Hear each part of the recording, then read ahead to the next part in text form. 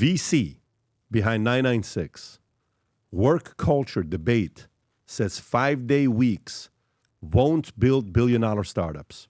Look what he says here. Pretty wild, Rob. You have a video on this? I do. So the actual statement that you're going to read from the story is from this LinkedIn post, but then I also found a video from this gentleman from August that we can play. It's about him starting his podcast, and the same strategy applies to the podcast building as this post. Does he say that in the video or no? Here, I'll show you the video first. Okay, go for it. So I'll read this here. Venture capitalist Harry. Oh, this is the one? Yes, sir. Go for it.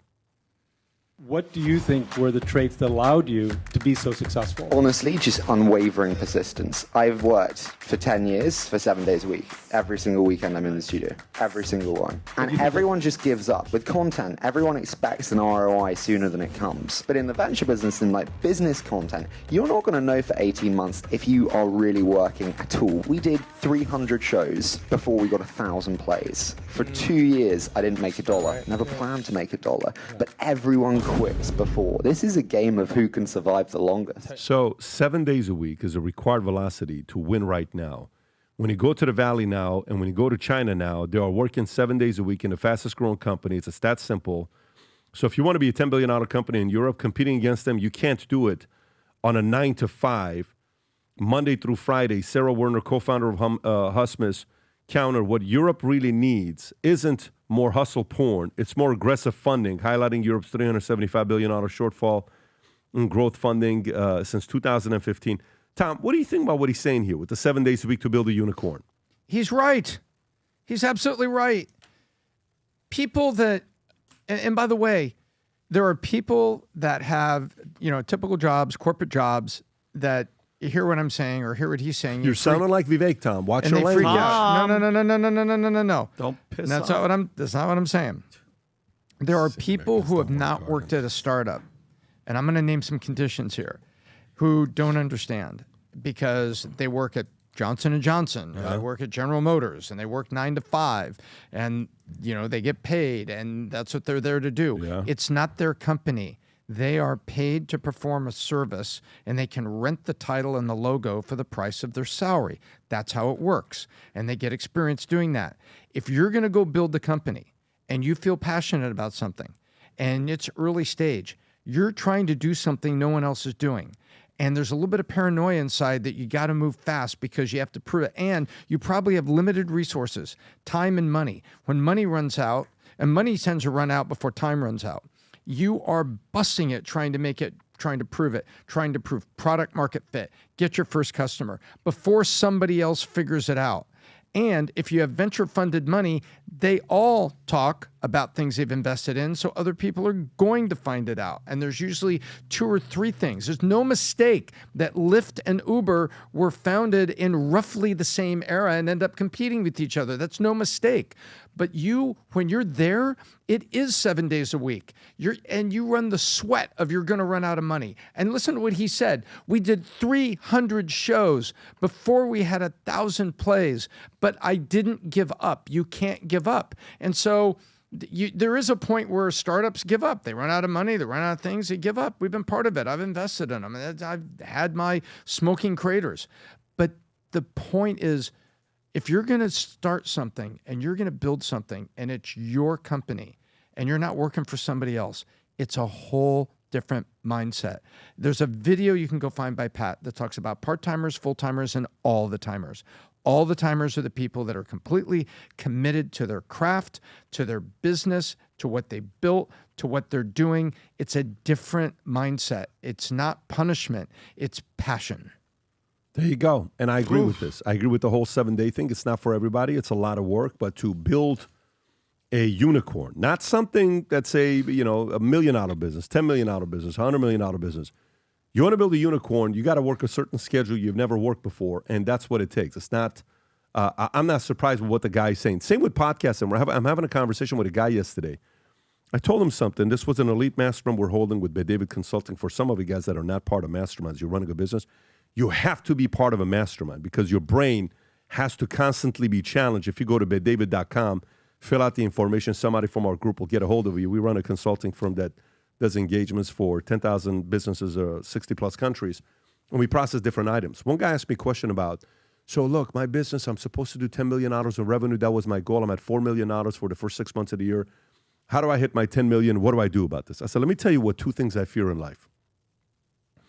He says, what's that? I said, the number one thing I fear is you know how the phrase wisdom comes when you have fear in the Lord? I don't fear anything more than a man upstairs. You have no idea how much I fear the man upstairs. I go from this, tough, strong personality guy to all of a sudden, I'm a nobody, okay? I fear the Lord. I fear the man upstairs heavily in every possible way because I can't believe the life he's given me. You know what's the second thing I fear the most? The second thing I fear the most is fear of losing momentum. And by the way, put the fear of the Lord in its own category. Nothing in life comes close to fear of losing momentum. Now, somebody may say, how about parenting? How about kids? That's all linked to fear of the Lord. Parenting, family, all that is fear of the Lord. Momentum, losing momentum, oh my God. You'll see people that have momentum in their business, and they'll have momentum in their podcast. They'll have momentum in what they're doing, and they're thinking this thing's going to go on its own, and they'll let it go. You'll see people that are having momentum, and all of a sudden there's one setback. Oh my God, it's not working out. They're out. You'll see some people have momentum because what momentum does to you is the following. If you're a 5 as a leader in intelligence, momentum behind you makes you look like you're a 7. If you have momentum, you're a 6, but you have momentum in your business, you look like an 8. If you're a 7, you have momentum, you look like a 9. It's kind of like this. We're flying to, let's just say Texas. We're going 450 miles an hour. But flying back, we're going 600 miles an hour. How the hell are we coming back 600 miles an hour versus 450? The plane is not built to go 600 miles an hour. The only reason it's going 600 miles an hour is because it's got what? Momentum behind it. Yep. So with momentum, you go 600. You're not a 600 mile an hour plane. You're doing it because you have the momentum behind you. Too often people take momentum for granted. And when they do, they lose what they have. Whether you're a executive helping grow a company that you have participation in the upside of the company, whether you're the founder, whether you're building a podcast, whether you're doing a show, whether you're doing anything, the moment you become arrogant with momentum, she leaves you for somebody else. Because everybody in the world who's ever had momentum knows how hard it is to get it and how easy it is to lose it. And when you lose it after you've had it, it takes so much work to bring it back. And too many people in business don't realize the value of momentum, and in life, they fully devalue it, and they're ungrateful for it. They're entitled. They think they own her. No, you don't. You got to take care of her. She's very demanding, but she will change your life. Momentum will change your life. Adam, I think you wanted to say something. Yeah, well, I mean, going back to this whole concept of this 996, you know what the 996 stands for? Porsche? I don't know. I can't afford one of those these days, PBD, but the whole concept of what it stands for is 9 a.m. to 9 p.m., 6 days a week. So which comes out to 72 hours a week. How much are you willing to work? So I'm not in the camp that I'm trying to work 7 days a week, 24 hours a day, bro. It's like you need a life. But what I do subscribe to is the 80-20 rule. 80% of what I try to do is be productive and get shit done, GSD. But 20%, I'd like to actually have a good time. Do you know that there was almost 9 months, PBD, I didn't go to one club. I didn't talk to one girl. No one believes you. Yeah, it was called a lockdown during COVID. I was stuck in Dallas and Addison. Oh. Nothing. Forced. But now I'm getting back in the lifestyle, guys. But everything that we're talking about here is... what point are you going to make on this story, how bro? committed... If you don't have a point, don't give it on this story here. Don't cut Let me it just off go by. before I get This to my story point. is about a building a unicorn, and this guy saying there's no way. Let Let me tell you something, buddy. I didn't go to one asked you what club. I went to 996 all was. of You them. said a Porsche. Bro, give a point. Here's the point. Everyone's so obsessed with work-life balance these Yeah. days. If you want to build something big, you can't have balance. You're going to need to be, you're going to need a sacrifice. All right. So for anyone who has success, they're going to have to sacrifice something, whether it's health, whether it's family, whether it's friends, whether it's lifestyle. Work-life balance is not something that people who become billionaires or unicorns actually can achieve. So I'm not in the camp. Stop where I right think, there on hold work-life on, balance. Hold on, old man. I'm Let going me to stop finish you my right there. point. Work-life Can I finish my balance point? is being described by people through their own perspective. You talk to entrepreneurs who are building something, it's some of the most joyful days of your life. You're working 12 hours and it felt like 2, and you love what you're doing and you're passionate is. about It's it. because and you're- you it's think because you're you're having, and obsessed it's with it. fun. I you may agree be with you. obsessed with, yeah, you're obsessed with satisfaction. You're incredibly satisfied. You're incredibly inspired them by it. off. It's not purgatory and it's not punishment. People that want to work 9 to 5 are not bad. They just will get jobs that do certain things and they will define work-life balance on their own terms. For me, at times when I was building things, it was some of the most joyous times of my life. Emotional, They taught, and that's why I've always said, I would rather climb to the top of Mount Everest and one step from the top fall to my death than wake up 70 years old feeding pigeons in the park and look up at the top of that mountain and say, why didn't I try? Because it's the journey. Phil Knight said, the act of running is what the joy is. That is what the destination is, the act of running.